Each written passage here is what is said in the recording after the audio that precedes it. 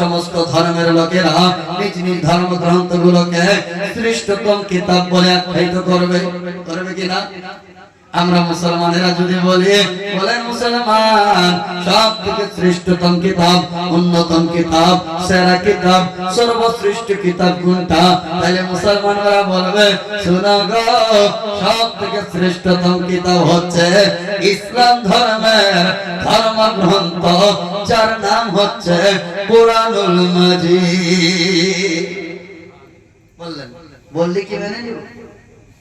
আমরা মুসলমানরা বলছি আমাদের ধর্মগ্রন্থ শ্রেষ্ঠ, হিন্দুরা বলে আমাদের বেদ হচ্ছে সর্বশ্রেষ্ঠ কিতাব, খ্রিস্টানরা বলে আমাদের সর্বশ্রেষ্ঠ কিতাব হচ্ছে বাইবেল, শিখরা বলে বিশ্বের মধ্যে সর্বশ্রেষ্ঠ কিতাব হচ্ছে আমাদের গ্রন্থ, আপনার ঈসাইরা বলে ইনজিল, ইহুদিরা বলে আমাদের সর্বশ্রেষ্ঠ কিতাব হচ্ছে আমাদের তাওরাত, মুসলমানেরা বলে কুরআনুল মাজিদ। আরে নগরের মুসলমান বলো এই বাগানটা কালকে যদি আপনাদের, আমি হরিশ্চন্দ্রপুর থেকে এসে আপনাদের গাজল থানার মুসলমানকে যদি বলে এই বাগানটা আমার, মানবেন? মাওলানা মানব না। আপনি যখন নিজের এটা বলে দাবি করেছেন, আপনি দলিল দেখান, আপনি রেকর্ডের কাগজ দেখান, আপনার কাগজ না দেখলে মানব না। বুঝা গেল মুসলমান, আগে প্রমাণ করতে হবে।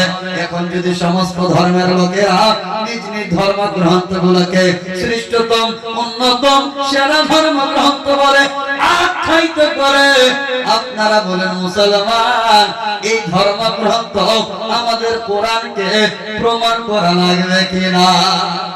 প্রমাণ করতে হবে না? এখন চলেন আজকে আপনাদের সামনে সমস্ত ধর্মগ্রন্থকে একত্রিত করব, এক জায়গায় জমা করব এবং সবার কাছে প্রমাণ চাইব। প্রমাণ কেমন?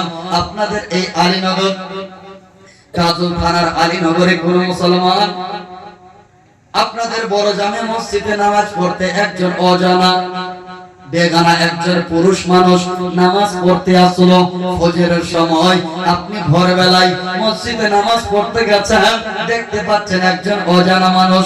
দেখে মনে হয় না আমাদের আলীনগরের মুসলমান, মনে হয় না আমাদের গাজল থানার, মনে হয় না আমাদের মালদা জেলার, মনে হয় না আমাদের পশ্চিমবঙ্গের।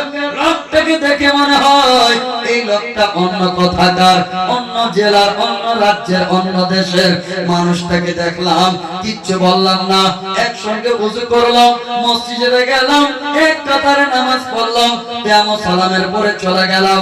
দুপুর বেলায় আবার দেখছে মানুষটা ওযু করলো, নামাজে হাজির হয়ে গেল, একসাথে নামাজ পড়লাম। নামাজের পরে মুসলমান, ওই মুসলমান, ওই মানুষটা যখন জোহরের নামাজ পড়ে চলে গেল, আসরের সময় আবার আসলো, আপনার সঙ্গে নামাজ পড়লো, আসরের নামাজ পড়ে চলে গেল, মাগরিবে আসলো, এক কাতারে নামাজ পড়লেন, নামাজ পড়ে চলে গেল, ঈশার নামাজে হাজির হয়েছে, ওযু করে নিল, এক কাতারে আপনার সঙ্গে নামাজ পড়তেছেন। নামাজ শেষের বেলায় যখন চলে যায়, তখন আপনি একটু হালকা আওয়াজে বললেন, দাদা গো, ও ভাই সাহেব, আপনার বাড়ি কোথায়? জিজ্ঞেস করবেন না? একটা অজানা লোক আপনাদের গ্রামে এসে, মনে হয় কোথাকার কুটুম এসছে না কারো বাড়িতে আত্মীয় হিসাবে এসছে, জিজ্ঞেস করবেন। 5 ওয়াক্ত আপনার মসজিদে নামাজ পড়তে আসছে, যখন ঈশার নামাজ পড়ে চলে, এই দাদা আপনার বাড়ি কোথায়? কোথা থেকে এসছেন? কারো বাড়ি এসছে নাকি আত্মীয় হিসাবে? কুটুম বাড়ি এসছেন, আত্মীয়র বাড়িতে? বাড়ি কোথায়? আপনার নাম কি? কখন এসছেন? কেন এসছেন? কার বাড়ি এসছেন? পরিচয় চাইবেন কি চাইবেন না? চাইবেন না? চাইবেন। যদি লোকটা আপনাকে একটাও প্রশ্নের উত্তর না দেয়, ওই লোকটাকে আপনি সন্দেহের দৃষ্টিতে দেখবেন না? এই রে, আমার গ্রামে এসেছে, কার বাড়িতে নাম বলছে না, মানে কোথা থেকে এসেছে তাও বলছে না, কেন এসেছে তাও বলছে না। আমাদের এই আলীনগর গ্রামে কোনো ক্ষতি করতে তো আসেনি, একটু খারাপ, একবার 2 নম্বর আপনার খারাপ দৃষ্টিতে তাকাবেন, সন্দেহ নজরে দেখবেন। সেই তত্র আজকে এই সমস্ত বিশ্বের সমস্ত ধর্মগ্রন্থগুলোকে এক জায়গায় একত্রিত করুন। ইসলাম ধর্মের ধর্মগ্রন্থ কোরআন, তুমি হাজির হও। কোরআনকে একত্রিত করা হলো, এক জায়গায় রাখা হলো। হিন্দু ধর্মের বেদ, ওনাকে হাজির করা হলো। খ্রিস্টান ধর্মের বাইবেল, ওনাকে হাজির করা হলো। শিখ ধর্মের আপনার গ্রন্থ ওনাকে হাজির করা হলো, ঈসাই ধর্মের ইনজিল ওনাকে হাজির করা হলো, আপনার ইহুদি ধর্মের তাওরাত ওনাকে হাজির করা হলো। সমস্ত ধর্মগ্রন্থগুলোকে বললাম, রে ধর্মগ্রন্থরা বলো রে, বাড়ি কোথায়, নাম কি? সবার কাছে প্রশ্ন, পরিচয় চাইলাম। ওগো বলো না, বাইবেল তোমার নাম কি? তোমার নাম বাইবেল। বাইবেলের কোন চ্যাপ্টারে, কোন অধ্যায়ে, কোন পেজে, কোন পৃষ্ঠাতে তোমার নাম বাইবেল লেখা আছে? বাইবেল তুমি নিজের নাম বলো। খ্রিস্টান ধর্মের বাইবেল চুপ হয়ে গেল, নিজের নাম বলতে পারে না। আমি বললাম, আরে হিন্দু ধর্মের ধর্মগ্রন্থ, ভাই তোমার নাম তো বেদ বলতেছো, বলো কোন পৃষ্ঠাতে, কোন চ্যাপ্টারে, কোন পেজে, কোন অধ্যায়ে, কোন ভাবে তোমার নাম লেখা আছে? বেদ গো, বলো তোমার নামের পরিচয় দাও। বেদ চুপ হয়ে গেল, নিজের নাম বলতে পারে না। হিন্দু ধর্মের বেদ গ্রন্থ চুপ হয়ে গেল, নিজের নাম বলতে পারে না। শিখ ধর্মের গ্রন্থকে নাম বললাম, চুপ হয়ে গেল, নাম বলতে পারে না।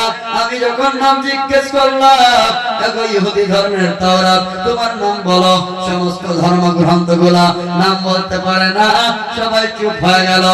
আমি বললাম, হিন্দু ধর্মের কিতাবেরা নাম বলতে পারো না তো না বলো, এটাকে বলো কোথা থেকে এসেছো, বাড়ি তোমার কোথায়? সমস্ত ধর্মগ্রন্থ চুপ হয়ে গেল, কোথা থেকে আসছে তাও বলতে পারে না।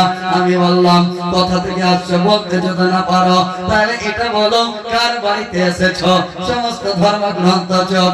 আমি বললাম, যখন কার বাড়িতে আসছো তাও যদি না বলো, সমস্ত ধর্মের ধর্মগ্রন্থ বলো, বলো বলো আসার উদ্দেশ্যকে, আসার টার্গেটকে, আসার লক্ষ্যকে বলো রে। সমস্ত ধর্মগ্রন্থ চুপ, টার্গেট বলতে পারে না, নাম বলতে পারে না, কার বাড়িতে এসছে বলতে পারে না, কার কাছে এসছে বলতে পারে না, কোথা থেকে এসছে তাও বলতে পারে না। আমার পিছন দিক থেকে এক মাওলানা সাহেব বলে, মাওলানা আরওয়ানি শাহী সাহেব, কাকে জিজ্ঞেস করো গো, একবার তুমি নিজ ধর্ম ইসলাম ধর্মের ধর্মগ্রন্থকে কুরআনুল মাজিদকে জিজ্ঞেস করো না, কুরআন নিজের নাম বলতে পারে কিনা। আমি বললাম, হ্যাঁ হ্যাঁ ঠিক আছে, কোরআনকে জিজ্ঞেস করে। আমি বললাম, কোরআন গো, এই ইসলাম ধর্মের ধর্মগ্রন্থ বলো তো, কেউ নাম বলতে পারলো না, তুমি বলো তো দেখে তোমার নাম কি? তো কোরআন বলতেছে, বাল হুয়া কুরআনুম মাজিদ ফি লৌহিম মাহফুজ। জোরে বলো, আরেকটু জোরে বলো।